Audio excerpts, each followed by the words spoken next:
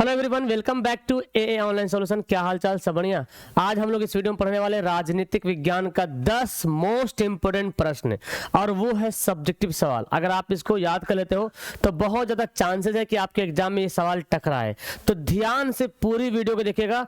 और जो बोलते हैं सर मेरे को याद नहीं होता सब्जेक्टिव सवाल, देखिए कैसे याद होता है। याद करना मतलब कि आप उसको समझिएगा ना तो दिमाग में सेट होगा। जो आपका सेरिबरम है ना, वो जब आप फ्री माइंड होते हो ना और जब खड़े खड़े पढ़ते हो ना तो ज्यादा याद होता है। और फिर आप खाली पेट रहिएगा तो ज्यादा याद होगा। मतलब पेट भरा हुआ रहेगा, दिमाग में भरिएगा तो नहीं भराएगा।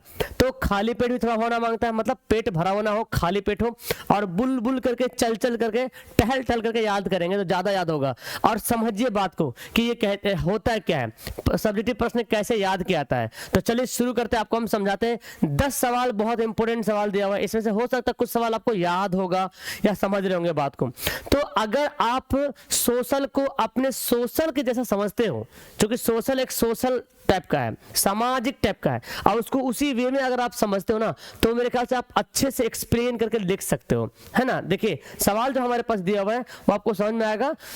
देखिए सबसे पहला सवाल है समवर्ती सूची क्या है। आइए समवर्ती सूची के बारे में बताते हैं।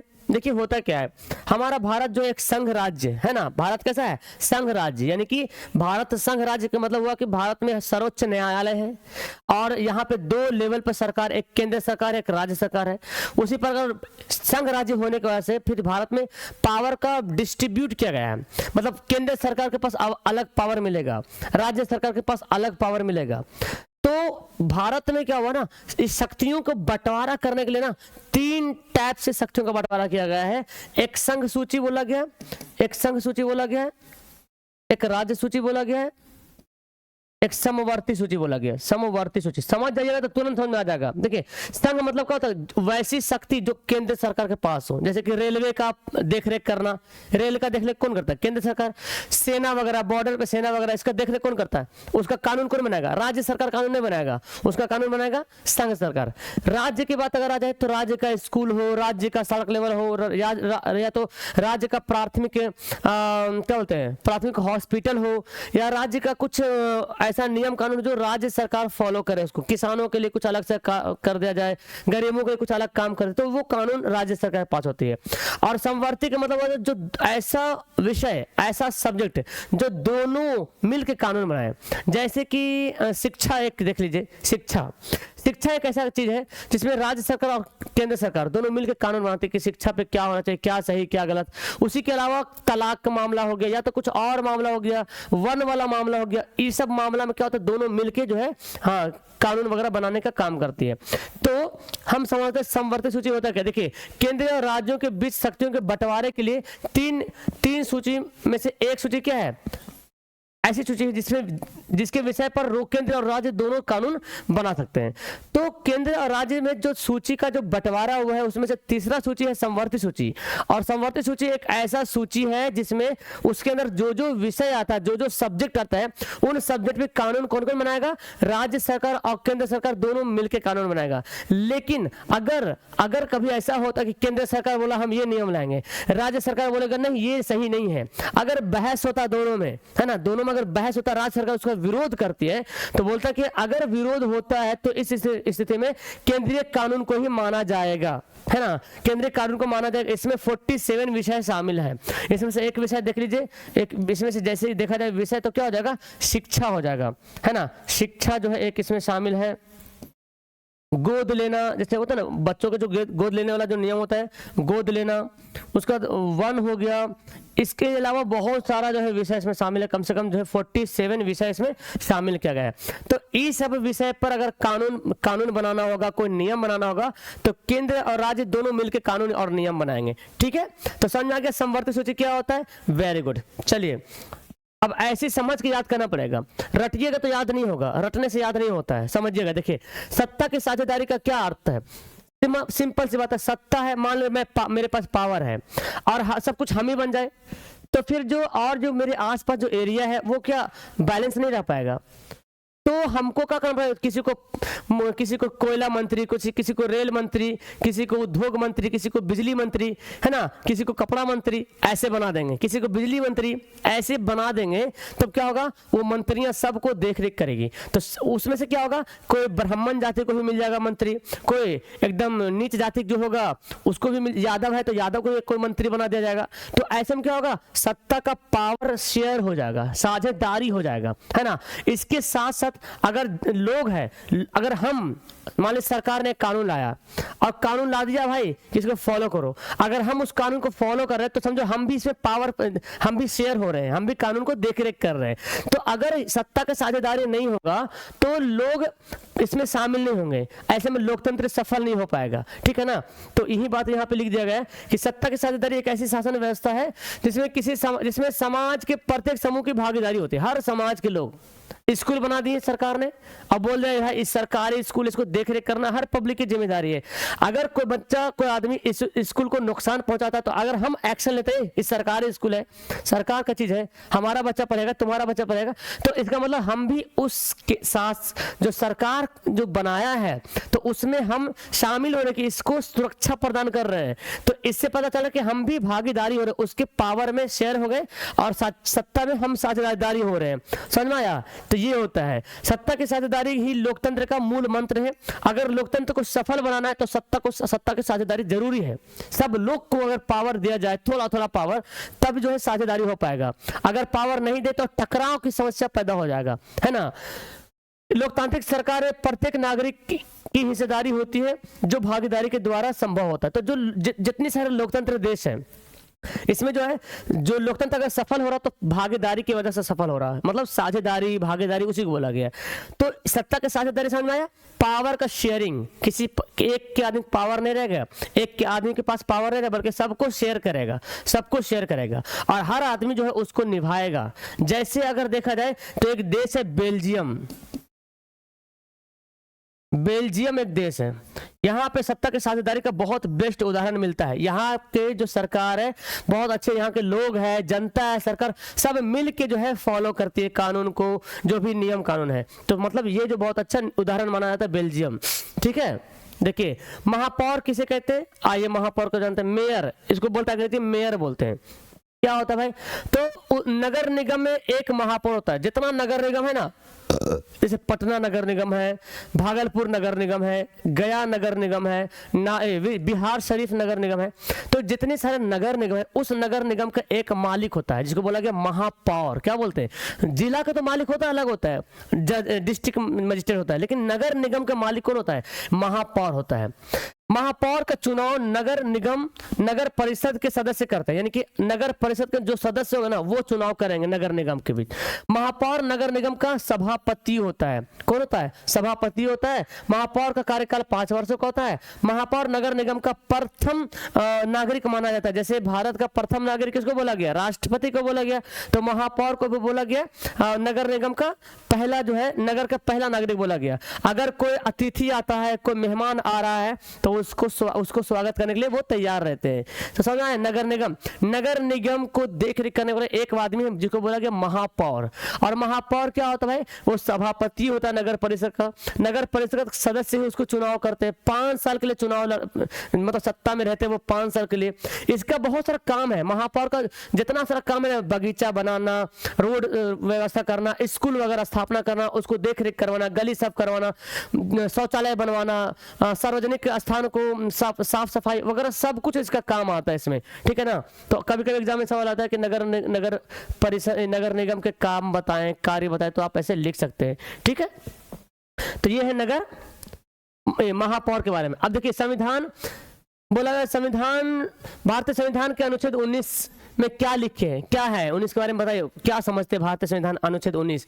देखिए सिंपल सी बात है, अनुच्छेद 19 जो है हम भारतीयों को स्वतंत्रता का अधिकार देता है। स्वतंत्रता मतलब फ्रीली, क्या क्या चीज है, अनुच्छेद 19 के द्वारा भारतीय नागरिकों को स्वतंत्रता का अधिकार दिया गया है। इसके अंतर्गत क्या क्या है, बोलने का अधिकार, मतलब बड़ा बड़ा बोलते नहीं रह जाएंगे, किसी हमारे खिलाफ कोई काम करे तो हम बोलेंगे, सरकार देखिए अभी अभी अभी ट्रक वाला नियम आया ना, अभी ट्रक वाला नियम आया ना, ट्रक को नियम लगा दिया कि सर अगर ट्रक जो किसी को एक्सीडेंट करता तो ये हो जाएगा वो हो जाएगा। तो सब लोग बोला कि नहीं, अधिकार है, क्योंकि बोलने का अधिकार है, बोला तो देखिए अभी नियम रुक गया ना, बोलने का अधिकार था। शांतिपूर्वक सभा करने की स्वतंत्रता, अगर सरकार आपके खिलाफ कुछ कर रही तो आप सभा कर सकते हैं, मीटिंग बैठा सकते हैं शांतिपूर्वक, है ना, अपना आक्रोश दिखा सकते हैं। संघ बनाने की स्वतंत्रता, आप अपना पार्टी बना सकते हैं, अपना ग्रुप बना सकते हैं। इस देश के किसी भी क्षेत्र में आवागमन की स्वतंत्रता, हम कहीं भी जाकर रह सकते हैं, कर्नाटक जा सकते हैं, कश्मीर जा सकते हैं, कन्याकुमारी जा सकते हैं, समझ आया ना, उड़ीसा जा सकते हैं, उत्तर प्रदेश जाके घूम के आ सकते हैं, वहां रह सकते हैं। ये सब जो है स्वतंत्रता दिया गया अनुच्छेद 19 में, ठीक है।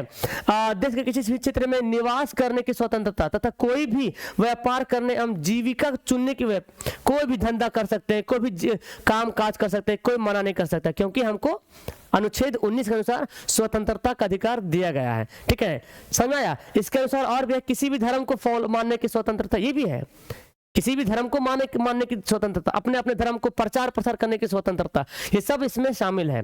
तो जितना भी इसमें लिख सकते हैं, चलिए बहुत सारी बातें इसमें, कुछ कुछ लिख दीजिएगा, 2 नंबर के लिए काफी है, 4 से 5 लाइन काफी है। भारत में बहुदलीय प्रणाली को क्यों अपनाया गया, बताइए।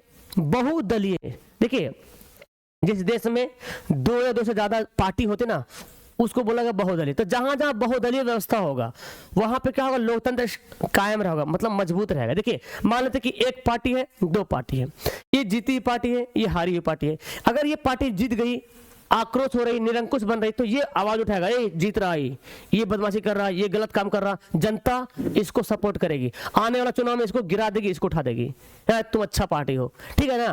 तो बहुदलीय रहेगा तब तो, एक ही पार्टी, जैसे चाइना एक ही पार्टी है, कुछ भी करे कुछ फर्क नहीं पड़ता, दूसरा पार्टी तो उसके खिलाफ में, दूसरा पार्टी है ही नहीं है, एक ही पार्टी है, कुछ भी होगा तो वो जीतेगा, जो भी अत्याचार होगा, आक्रमण होगा, निरंकुश हो जाएगा, कोई फर्क नहीं पड़ने वाला है। लेकिन हमारे भारत देश में जैसे 2 पार्टियां, एक कांग्रेस पार्टी, एक बीजेपी पार्टी, बड़ी बड़ी पार्टियां हैं। कांग्रेस बीजेपी पार्टी कुछ गलत काम करती है तो कांग्रेस आवाज उठाती है, पूरा जनता सुनता है उसको, जनता समझता कि किसको वोट देना है। कांग्रेस खराब करती है तो बीजेपी आवाज उठाती है। बिहार में आरजेडी, जेडीयू, बहुत सारी कुछ पार्टियां हैं, तो एक दूसरे पार्टी के खिलाफ मतलब काम कर, अगर गलत काम करे तो आवाज उठाने का काम करती है। तो ये अगर नहीं रहेगी तो सोचिए, नहीं रहेगा तो क्या होगा, एक ही पार्टी तो शेर बन जाएगा। फिर यही बात यहाँ पे लिखा गया है कि भारत में बहुदलीय व्यवस्था को लोकतंत्र के लिए बहुत उपयोगी है, लोकतंत्र के लिए बहुत जरूरी बहुदलीय व्यवस्था। बोला कि बहुदलीय व्यवस्था में राजनीतिक दलों के बीच प्रतियोगिता बनी रहती है। अब देखो अगर चुनाव आएगा ना, तो अगर मान ढेर सारी पार्टी, 4-5 पार्टी है, तो हर पार्टी बोलेगा हम ये कर देंगे, हम वो कर देंगे, है ना। कंपटीशन रहता है कि हम क्या करें, जनता जो हमको वोट दे दे, हमको जिता दे, है ना। होने से पहले भी कुछ पार्टी काम कर देती, सड़क बना दिया, ये कर दिया, नाली बना दिया, राशन कर दिया, गरीब के लिए कर दिया, फ्री कर दिया, कुछ छूट कर दिया, डिस्काउंट दे दिया। ये सब काम करती कौन, पार्टियां, ताकि जनता लोभित हो जाए। लेकिन जनता अगर लोभित हो गया तो ये डिस्काउंट मतलब मार हो सकता है। जैसे अभी अलग अलग जहां जहां इलेक्शन होता है, सरकार देखते ना, एक घोषणा पत्र जारी करता है, मैनिफेस्टो, है ना, कि हम ये काम करेंगे, हम वो काम करेंगे। तो अलग अलग पार्टी में कंपटीशन होता है कि हम किसानों का कर्जा माफ कर देंगे, ये कर देंगे, वो कर देंगे, ठीक है ना। तो बहुदलीय व्यवस्था में राजनीतिक दलों के बीच प्रतियोगिता बनी रहती है, और इसके लिए सभी राजनीतिक दल लोगों का समर्थन प्राप्त करना चाहते हैं कि हमारा भाई लोगों का समर्थन प्राप्त हो जाए ताकि हम जीत जाए। और इससे मतदाताओं के पास समर्थन और विरोध करने का विकल्प खुला। अब मतदाता सोच रहा किसको विरोध करे, किसको सपोर्ट करे, है ना, कौन अच्छी पार्टी है, किसको वोट देना, किसको नहीं देना है, तो ये जनता फिर तय करती है, डिसाइड करती है। तो अब ढेर सारा पार्टी रहेगा तब तो जनता डिसाइड करेगी इसको दे कि इसको दे कि इसको दे वोट, कौन हमारे देश के लिए अच्छा है, हमारे एरिया के लिए अच्छा है। तो ये कब होगा, जब बहुदलीय होगा तब। और एक ही दल होगा तो फिर तो भाई कुछ भी करो, रोवो चाहे हंसो, उसी को वोट देना पड़ेगा, है ना। तो इसलिए भारत में बहुदलीय प्रणाली को अपनाया गया, बहुत जरूरी है। अब समझ आया क्यों जरूरी बहुदलीय व्यवस्था, नहीं रहेगा तो फिर लोकतंत्र कायम नहीं हो पाएगा, लोकतंत्र सफल नहीं हो पाएगा। फिर कोई एक पार्टी बनेगी और निरंकुश पार्टी बन जाएगी, जैसे चाइना हो गया, साउथ कोरिया वगैरह सुने होंगे आप लोग। राजनीतिक दल को लोकतंत्र का प्राण क्यों कहा जाता है, बहुत इंपॉर्टेंट। अब देखिए राजनीतिक दल है ना, वो लोकतंत्र का प्राण है। कैसे भाई, देखिए अगर राजनीतिक दल नहीं रहेगा तो फिर चुनाव कौन लड़ेगा, है ना भाई, चुनाव कौन लड़ेगा, जीतेगा कौन, सरकार कौन बनेगी, किसकी बनेगी, फिर कानून कौन बने, कानून तो ही बनाती है ना, राजनीतिक पार्टी तो कानून बनाती है, कानून कौन बनाएगा, जनता की समस्याओं को हल कौन करेगा, तो अगर ये नहीं होगा तो लोकतंत्र तो छितर बितर हो जाएगा ना। फिर कानून बनाएगा भाई जो चोरी करेगा इसको ये सजा मिलेगा, है ना, कोई अगर बलात्कार किया तो उसको वो सजा मिल जाएगा। तो ये कानून कौन बनाएगा? राजनीतिक पार्टी तो जीती सरकार ही तो बनाएगी कानून। अगर ये पार्टी ही नहीं रहेगी तो कोई कानून नहीं, पुलिस व्यवस्था सब भंग हो जाएगा, फिर तो कोई काम का नहीं है। तो अगर ये नहीं रहे तो पूरा लोकतंत्र बर्बाद हो जाएगा। तो लोकतंत्र की जान बोला था किसको? राजनीतिक पार्टी को। आइए, राजनीतिक दल के बिना हम लोकतंत्र की कल्पना भी नहीं कर सकते। जहां जहां लोकतंत्र है वहां पर राजनीतिक पार्टी है कि नहीं? राजनीतिक दल चुनाव में भाग लेते हैं, जीतने के बाद सरकार का निर्माण करते हैं और ये जनता को राजनीतिक प्रशिक्षण भी देते हैं, जनता को ट्रेनिंग भी देता है। भाई इसको जनता को ट्रेनिंग मिलता है कि नहीं? बिल्कुल। जब भी चुनाव आता है पार्टी जाती है आपके यहाँ, ए भाई हमको वोट देना, हमको वोट देना, कोई वो आदमी खराब था ना, वैसे किया वैसे किया, जितना चुगली करना चुगली करेगा। तो क्या हो रहा? जनता ट्रेंड हो रहा कि हमको किसको वोट देना है। सोच रहा जनता, अच्छा तुम हम इसके बारे में खिलाफ करे, तुम भी तो ये काम करते थे, मतलब जनता सोच रहा, जनता ट्रेनिंग आना चुनाव में। हाँ अरे भाई खुद जनता भी हो जाएगा टैलेंट, किसको वोट देना है किसको वोट नहीं देना है, ठीक है। तो जनता ट्रेंड हो रहे हैं। इसके साथ विपक्षी पार्टी सरकार की गलत नीतियों का भी लोचना की आलोचना होगा, आलोचना करके सत्ता दिखने का काम करती है।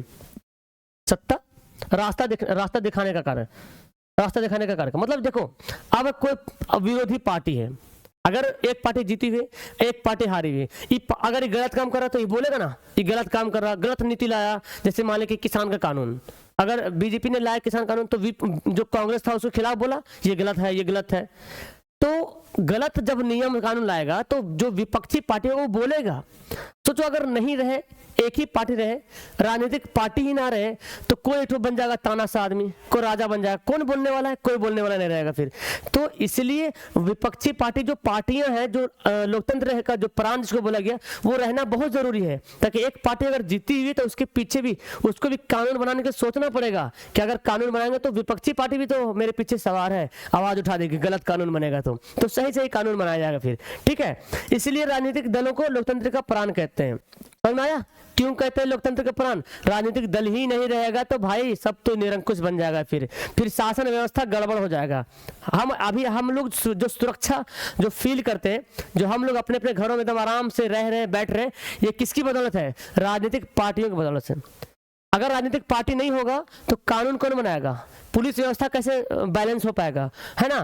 तो उसके रहने की वजह से पुलिस व्यवस्था बैलेंस में है, और पुलिस है तो फिर जितने सारे गुंडा लफंगा चोर डाकू वो बैलेंस में है, ठीक है। तभी आज हम सुरक्षित हैं। तो मतलब राजनीतिक पार्टी बहुत जरूरी है हमारे देश के लिए। हर जहां जहां है वहां लोकतंत्र कायम रहेगा फिर, ठीक है। चलिए नेक्स्ट, पंचायती राज से आप क्या समझते हैं? बहुत इंपॉर्टेंट। देखिए, जो पावर है, केंद्र के पास जो पावर है ना, वो पावर एक जगह ना रहे बल्कि सब जगह डिस्ट्रीब्यूट हो जाए। पावर शासन करने का जो पावर होता है कि जैसे केंद्र सरकार है, मान लो प्रधानमंत्री है ना, तो केवल प्रधानमंत्री अपने पास पूरा पावर ना रखे बल्कि हर जगह शासन करने का लोगों को मौका दे। जैसे इसी के लिए जो है ग्राम पंचायत, ग्राम सभा, पंचायत समिति, जिला परिषद का गठन किया गया, ताकि गांव में भी एक मुखिया हो, गांव का भी एक मालिक हो। घर का मालिक कैसे होता है? गांव का भी एक मालिक हो, जिला का भी मालिक हो, ब्लॉक का भी कोई मालिक हो, ताकि वो उस अंदर के लोगों पे शासन कर सके। तो ये होता है पंचायती राज। देखिए, भारतीय प्रशासन में विकेंद्रीकरण सिद्धांत बहुत पर बल दिया गया। विकेंद्रीकरण किया जाए मतलब सिर्फ एक जगह शासन ना रहे, पावर सिर्फ एक जगह ना रहे, केंद्र में ना रहे, बल्कि विकेंद्रीकरण किया, डिसेंट्रलाइजेशन हो जाए, पावर का डिस्ट्रीब्यूट हो जाए, शासन हर जगह बट जाए। शासन को एक ही जगह शासन ना रहे बल्कि शासन बट जाए, हर एरिया में शासन करने वाले लोग हो। तो उसके लिए जो है 1959 में बलवंत राय मेहता समिति की सिफारिश पर जो है पंचायती राज व्यवस्था की स्थापना की गई थी। तो इस पंचायती राज व्यवस्था में होता क्या है भाई कि ग्राम स्तर पर ग्राम सभा बनाया गया है ना, ग्राम स्तर पर ग्राम पंचायत, प्रखंड स्तर पर पंचायत समिति, जिला स्तर पर जिला परिषद को गठन किया गया, ताकि ग्राम स्तर पर ग्राम पंचायत शासन करेगी, मुखिया वगैरह, जिला स्तर पर जिला परिषद के लोग काम करेंगे, प्रखंड स्तर पर पंचायत समिति वो वहां पे लोग शासन करेंगे। तो केवल प्रधानमंत्री शासन नहीं करेंगे, उसके नीचे जितने सारे लोग सब अलग अलग डिस्ट्रीब्यूट हो गया। अब हर जगह वार्ड कमिश्नर तो अपना अपना वार्ड में शासन कर रहे हैं, उसको शासन ही बोलते हैं, है ना, वो अपना शासन कर रहे हैं। तो ये होता है पंचायती राज व्यवस्था व्यवस्था, यानी कि जो सत्ता का विकेंद्रीकरण कर दिया गया, शासन को बांट दिया गया है। इससे बलवंत राय मेहता समिति के अनुसार जो बनाया गया है पंचायती राज व्यवस्था, इसमें क्या किया कि ग्रामीण स्तर पर भी शासन हो सके, हर एक स्थल पे स्थानीय स्वशासन हो सके, स्थानीय स्वशासन, ठीक है ना। तो इसका 3 स्तर आपको याद करना है, यही होता है हाँ पंचायती राज व्यवस्था। संघीय शासन की 2 विशेषता देखिए, बताया था मैंने। संघीय शासन में केंद्र और राज्य के बीच शक्तियों का बंटवारा होता है। जहां पे संघीय शासन रहेगा वहां पे केंद्र राज्य के बीच क्या रहेगा, बंटवारा रहेगा। और संघीय व्यवस्था में दोहरी शासन सरकार होती है, एक केंद्र स्तर पर सरकार होगी, एक राज्य स्तर पे। जहां पे संघ सरकार होगा ना वहां पे 2 लेवल का सरकार होगा, एक सेंट्रल जैसे प्रधानमंत्री, एक राज्य में कौन है, मुख्यमंत्री। तो 2 स्तर पे सरकार हुई कि नहीं। इसके अलावा और भी बोल सकते हैं, यहाँ पे सुप्रीम कोर्ट भी होगा, लिखा हुआ संविधान होगा, ये सब इसमें आएगा। लिखा हुआ संविधान होता है संघीय शासन में, और सुप्रीम कोर्ट सर्वोच्च न्यायालय होती है। आप चाहे तो ऐड कर सकते हैं इसमें पॉइंट। सूचना का अधिकार लोकतंत्र के लिए रखवाला है कैसे, देखिए सूचना का जो अधिकार था 2005 में लोकतंत्र का रखवाला बन गया है। इससे प्रत्येक नागरिक को यह अधिकार मिल गया है कि वह अपनी समस्याओं के समाधान के लिए सरकार के द्वारा किए गए कार्यों को जानकारी प्राप्त कर सके। देखो सरकार या कोई सरकारी आदमी क्या काम कर रहा है ना, हम एक आम जनता भी उससे जानकारी हासिल कर सकता है। किसके अनुसार, सूचना के अधिकार। सूचना का अधिकार 2005 है ना, सूचना का अधिकार 2005 जो कानून आया था ना, उसके अनुसार हर जनता चाहे तो सरकारी दस्तावेज को देख सकता है कि वो क्या काम है, हमारे लिए क्या काम है, वो कितना काम की है, कितना काम नहीं किया है। तो ये जनता उससे अपना दस्तावेज प्राप्त कर सकता है। तो ऐसे में होगा क्या सर, ऐसे में होगा क्या कि जो घूस लेने वाला आदमी होगा वो सतर्क हो जाएगा, अरे भाई घूस नहीं लेंगे, क्योंकि घूस लेंगे तो पकड़ा जाएंगे। जैसे मान ली कि यहाँ पे 3 गो सीट पे किसी को जॉब देना है, ठीक है ना, सबको मालूम है 3 सीट पे जॉब देना है, ठीक है। और ये मान ली एक आदमी अफसर ले रहा ज्वाइनिंग, एक अपने आदमी को दे दिया, सक्षम भी नहीं दे दिया, और बाकी एग्जाम देकर आया, तो फिर यहाँ पे आवाज उठ जाएगा भाई कि एक सीट गया कहाँ, एक सीट क्या है कौन। तो चाहेगा आदमी तो जिसका नंबर ज्यादा रहे वो चाहे तो आरटीआई कर सकता है। इसी को बोला गया आरटीआई, सूचना का अधिकार, राइट टू इंफॉर्मेशन, आरटीआई। तो ये आरटीआई करके देख सकता है कि तीनों सीट पे गया कौन कौन गया, एग्जाम कैसे दिया। तो ये मालूम कर सकता है कि भाई मेरा भी नंबर आया तो हम क्यों नहीं वहां पे जा पाएंगे। तो ये अधिकार जनता को मिल गया है। सरकार के द्वारा किए गए जानकारी का हासिल करना, उससे संबंधित किसी भी अभिलेख मांग सकता है, मतलब कोई भी दस्तावेज को मांग सकता है, डॉक्यूमेंट जो बोलते हैं। सरकारी अधिकारी के लिए मांगी गई सूचना उपलब्ध कराने उसका कानूनन जिम्मेदारी है। अगर किसी से आप मांगते हैं, सरकारी अधिकारी है, मांगते हैं भाई कि हमने मान के आईएएस का एग्जाम दिया, ठीक है ना, और मान लेते हैं कि आपने आईएएस का एग्जाम दिया, आपने बहुत अच्छा पेपर लिखा, आपको कॉन्फिडेंस है कि हमारा रिजल्ट हो जाएगा, लेकिन आपका रिजल्ट नहीं हुआ, तो आप क्या करेंगे, आप आरटीआई कर सकते हैं। तो आप अपना दस्तावेज मांग सकते हैं, जो मैंने लिखा मुझे दिखाइए क्या मैंने लिखा, और देखिए मेरे कॉपी कैसे चेक हुआ है, कौन चेक किया है। तो और जो अफसर से आप डिमांड करें उसका जिम्मेदारी कि वो दे, आपको कानून है कि देना पड़ेगा उसको, समझ में आ रहा ना। तो ये तो बेनिफिट है जनता के लिए, ताकि जो अधिकारी वो गलत काम ना कर सके, घूसखोरी या मतलब चीटिंग ना कर सके, ठीक है ना। तो बोला गया सूचना को उपलब्ध कराना अधिकार है। इसके इससे क्या होता है, गोपनीयता की जगह प्रशासन में पारदर्शिता आ गई है। अब जो प्रशासन व्यवस्था भी जो एकदम एकदम साफो शफाफ काम करेगा, ट्रांसपेरेंट काम करेगा, ताकि कोई छुपी छुपाई बात ना रहे। अधिकारी भी सतर्क हो जाएगा, घूस लेने वाले भी सतर्क हो जाएगा, भाई घूस नहीं लेना है ना। तो ये जो है सूचना का अधिकार अधिनियम हमको प्रदान करता है, इसलिए जो है लोकतंत्र का रखवाला है। अब सोचो अगर नहीं रहेगा तो लोकतंत्र का रखवाला कैसे बनेगा, फिर तो जनता के साथ लूट मार चलते रहेगा, कौन लूट रहा कौन क्या कर रहा है, ऐसे तो होते रहता है। नेक्स्ट पढ़ते हैं, नारी सशक्तिकरण से आप क्या समझते हैं। नारियों को पावर देना, नारी सशक्तिकरण का मतलब होता है कि महिलाओं को उनके प्रभावित करने वाली आर्थिक, सामाजिक, राजनीतिक और पारिवारिक मामलों की नीति निर्माण प्रक्रिया में भागीदारी प्रदान करना। मतलब जो महिलाओं को जो कारक है, जो प्रभावित कर रहा है कि भाई आप अब पैसा नहीं कमा सकते हैं, पैसा कमाने वाला काम नहीं कर सकते हैं, आप समाज में कोई बड़ा मुखिया नहीं बन सकते, समाज का मालिक नहीं बन सकते हैं, आप राजनीतिक में जा नहीं सकते महिलाएं, आप जो पारिवारिक मामले में दखल नहीं दे सकते, सिर्फ मर्दों ही दे सकते हैं। तो इसके लिए जो है कानून बना दिया गया है कि भाई अब उसको भी भागीदारी की जगह दिया जाए। महिलाएं भी नेता बन सकती है, महिलाएं भी मुखिया बन सकती है, महिलाएं भी चीफ मिनिस्टर, मुख्यमंत्री, प्रधानमंत्री सब कुछ बन सकती है ना। महिलाएं भी पैसा कमा सकती है, परिवार को संभाल सकती है। ये सब उसको दिया गया नियम बना दिया, कानून दे, भागीदारी देने का वचन की दिया गया कानून की उसको भागीदारी दिया जाए, है ना।